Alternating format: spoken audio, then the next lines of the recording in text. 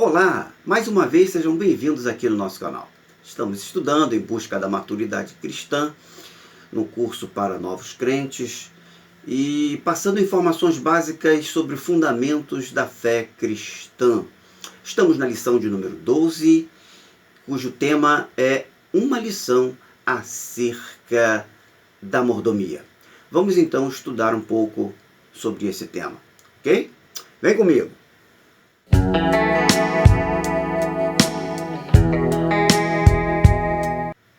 Ok, já chegamos. Rapidinho. É assim. Vamos começar o nosso estudo com a leitura de um texto bíblico, de uma passagem bíblica, e eu convido você a abrir o seu exemplar bíblico no Evangelho de Mateus, capítulo de número 25. Leia comigo o versículo 21, que diz assim: Disse-lhe o seu Senhor: Muito bem, servo bom e fiel, sobre o pouco foste fiel, sobre o muito te colocarei. Entra no gozo do seu Senhor. Que palavra! Promessas lindas, palavras proféticas, é o que encontramos na Bíblia. Vamos então desenvolver o nosso tema. Antes, porém, quero fazer uma breve introdução e trazendo desde o início. Deus criou a terra, enriqueceu a terra com uma enorme variedade de plantas e de animais. Colocou então o homem para administrar todas essas coisas. Ele seria o mordomo, responsável por tudo que pertencia a Deus aqui na terra. Mas o pecado destituiu o homem de certas virtudes, tornando-o egoísta, mentiroso e vaidoso. Assim, nós introduzimos o nosso estudo. Falamos da criação até a queda do homem. Então, o que é mordomia? Pois o tema é mordomia, então vamos falar agora o que é mordomia. Mordomia, no sentido literal da palavra, mordomia é o cargo ou o ofício exercido pelo mordomo.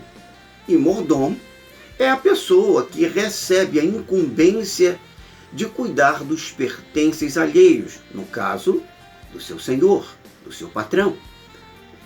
É um administrador que deve periodicamente prestar contas de tudo aquilo que ele faz.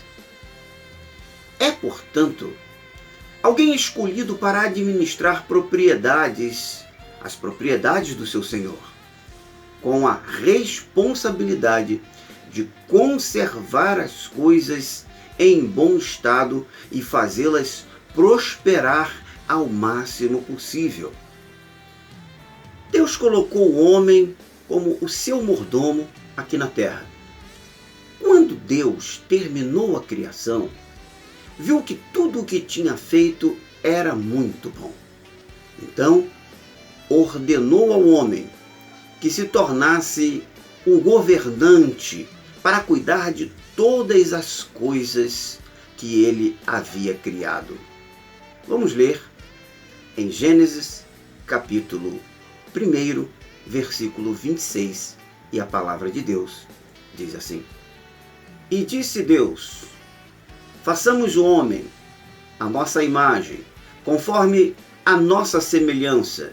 Domine ele sobre os peixes do mar, sobre as aves do céu, sobre os animais domésticos e sobre toda a terra, e sobre todo réptil que se arrasta sobre a terra. O homem foi posto então por Deus para governar sobre todas essas coisas, o que seria então colocar o homem como seu mordomo. Com o passar do tempo, ao invés de cuidar como um bom mordomo das coisas do seu Senhor, no caso, Deus, O homem tornou-se um pecador e preferiu então cuidar dos seus próprios interesses, a olhar para si mesmo, para suas próprias posses. E com isso, ele passou então a tirar proveito de tudo aquilo que ele fazia.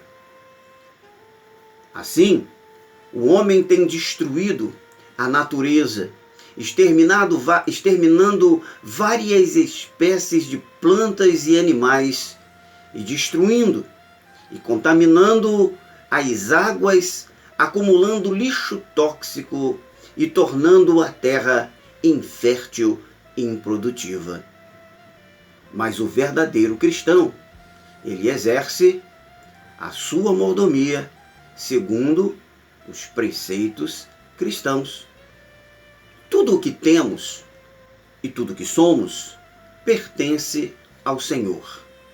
Somos apenas administradores até da nossa própria vida, que também pertence ao Senhor.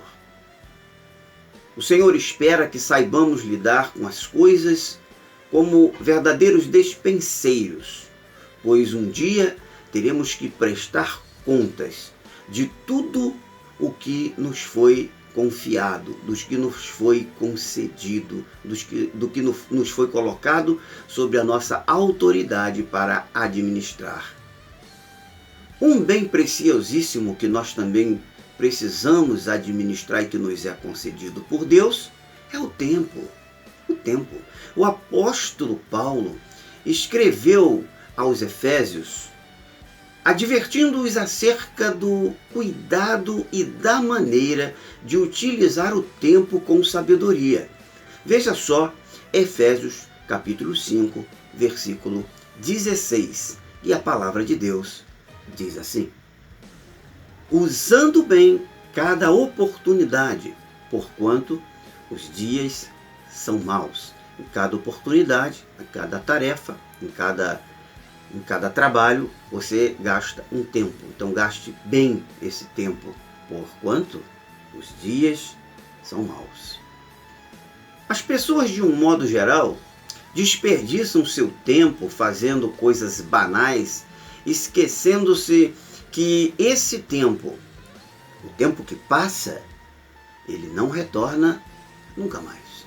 Não tem como voltar o tempo para recuperar o tempo que se perdeu.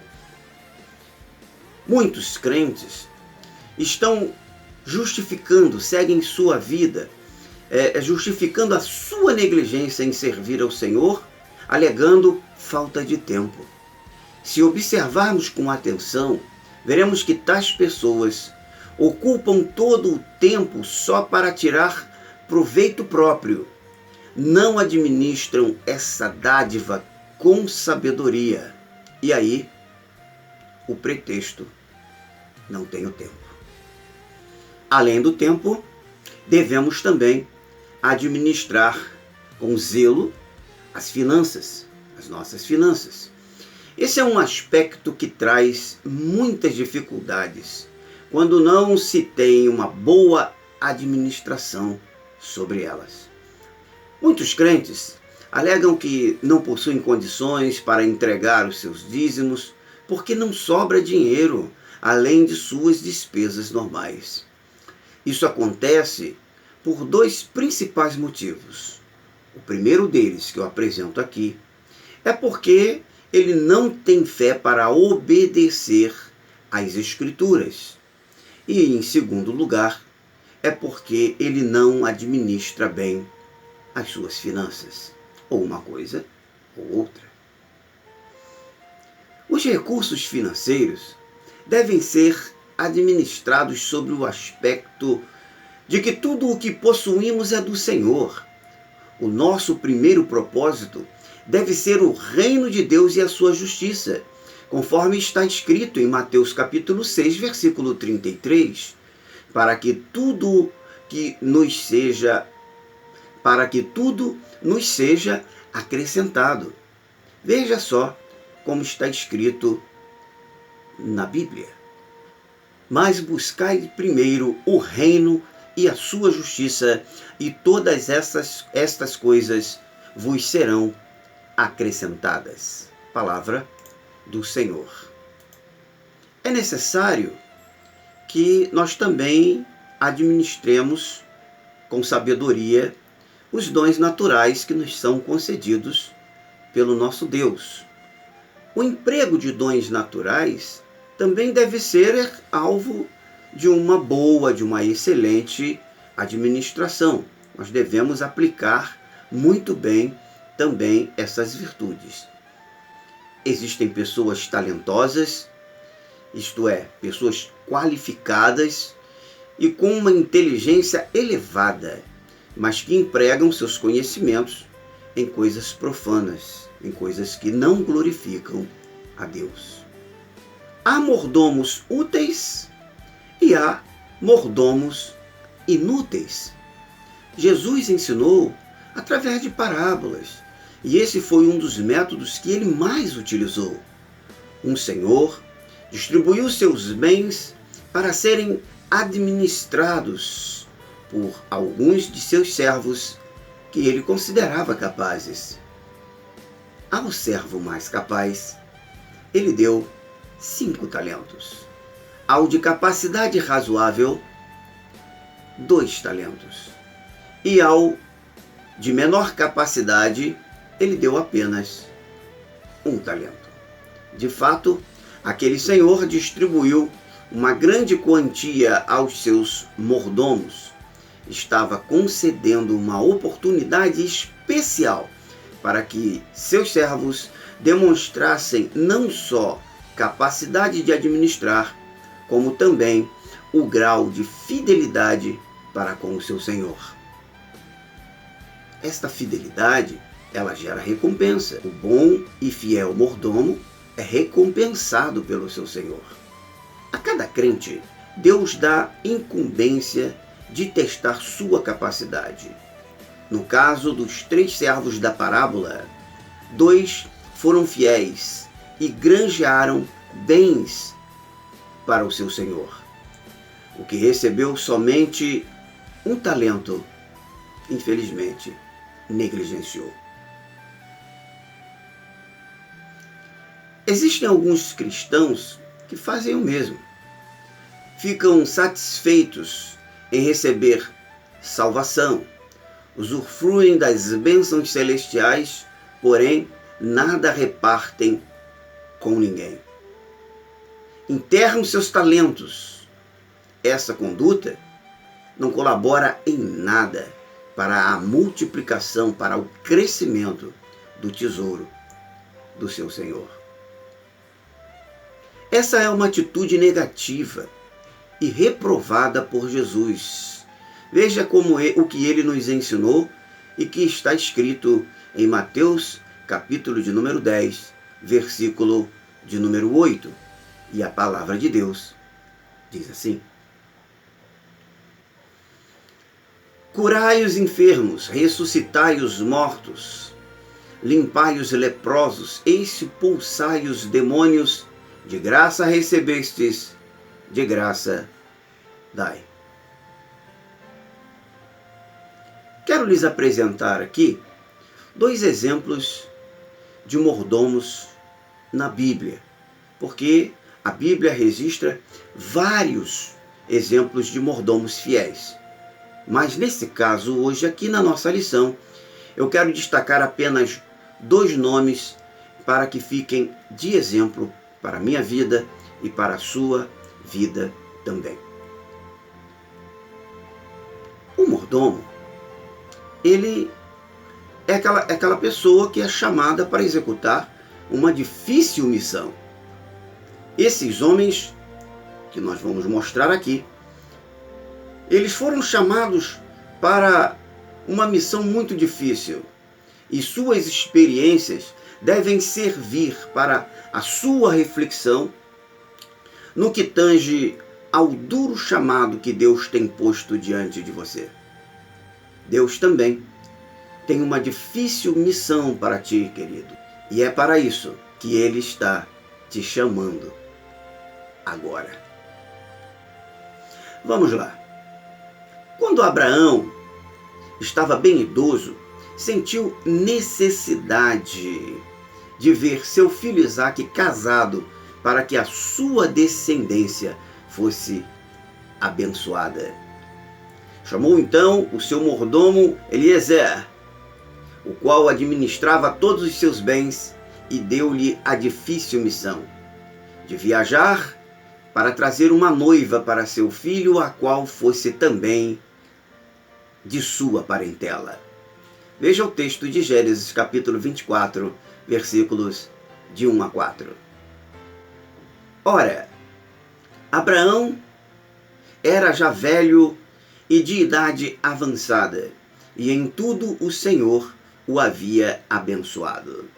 E disse Abraão ao seu servo, o mais antigo da casa, que tinha o governo sobre tudo o que possuía: põe a tua mão debaixo da minha coxa, para que eu te faça jurar pelo Senhor, Deus do céu e da terra, que não tomarás para meu filho mulher dentre as filhas dos cananeus, no meio dos quais eu habito, mas que irás à minha terra e à minha parentela, e ali tomarás mulher para meu filho Isaque.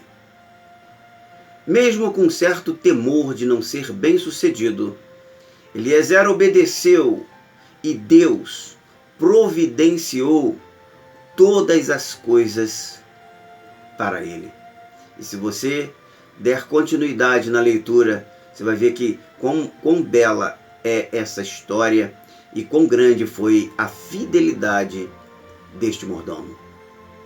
Prosseguindo num outro exemplo, nós temos um jovem numa terra estranha. É o nosso segundo mordomo. E de que jovem nós estamos falando? Estamos falando de José.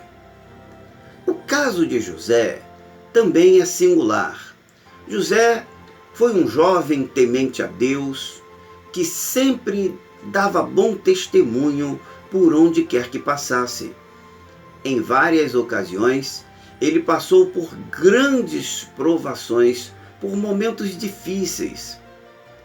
Foi vendido pelos irmãos e teve que viajar para uma terra estranha e de diferentes costumes. Lá foi comprado por um homem nobre e passou a residir no seu palácio. Veja o texto de Gênesis, capítulo 39, versículos 1 e 2. José foi levado ao Egito, e Potifar, oficial de Faraó, capitão da guarda egípcio, comprou-o da mão dos ismaelitas, que o haviam levado para lá. Mas o Senhor era com José, e ele tornou-se próspero e estava na casa de seu senhor, o egípcio. Devido ao seu bom testemunho, José foi colocado como mordomo na casa de Potifar. Ele era responsável por todos os bens daquele capitão da guarda. Veja só no versículo 6, ainda no capítulo 39 de Gênesis. E a palavra diz assim: Potifar deixou tudo na mão de José, de maneira que nada sabia do que estava com ele, a não ser do pão que comia. Ora, José era formoso de porte e de semblante. Mesmo honesto, fiel, respeitador, não escapou das tentações da dona da casa, a esposa de Potifar, que, não conseguindo os seus intentos maléficos, caluniou a José, entregando-o ao seu marido. E José foi levado à prisão. Ali, permaneceu por 2 anos, enfrentando tantas lutas, mas mesmo assim, o jovem permaneceu fiel ao Senhor. Às vezes, alguns crentes pensam que não vale a pena ser tão fiel assim, pois acontecem coisas desagradáveis também em suas vidas. Porém, quem pensa dessa forma não aprendeu ainda que a adversidade é o meio pelo qual Deus prova e ensina importantes lições aos seus filhos. Deus consente todas essas coisas com propósitos bem definidos. Sempre ao final, o crente fiel, é fortalecido e sai vitorioso contando as bênçãos recebidas. Deus estava com José o tempo todo e livrou de muitos males e de muitas adversidades. A sua fé e sinceridade o levaram a ser administrador de todo o Egito. No caso de José, podemos crer que se cumpriu nele aquela palavra que Jesus ensinou muitos séculos depois aos seus discípulos, incentivando-o a serem fiéis nas pequenas coisas, para que fossem colocados em lugares elevados. Vamos concluir a nossa lição de hoje. Jesus ensinou que seus servos devem permanecer fiéis, quer no muito ou no pouco. A questão não é a quantidade de talentos recebidos, mas sim a qualidade de trato que se dispensa. Deus nos deu talentos para que sejam bem utilizados em sua obra, quer esses talentos representem capacidade, recursos financeiros ou tempo. No final, todos nós haveremos de chegar diante do justo juiz para prestar contas de tudo o que nós recebemos para executar, para administrar aqui na terra. A pergunta que eu deixo e encerro por aqui é exatamente essa. Você tem sido um mordomo fiel? Como você se vê? Eu fico por aqui. Agradeço pela sua atenção, agradeço por ter me acompanhado até aqui, por ter assistido esse vídeo, por ter participado desse estudo comigo. Eu espero verdadeiramente que Deus abençoe a tua vida, que esse estudo seja verdadeiramente enriquecedor para a tua vida e que Deus esteja te abençoando, te fortalecendo em toda a sua caminhada rumo à glória. No mais, conte comigo.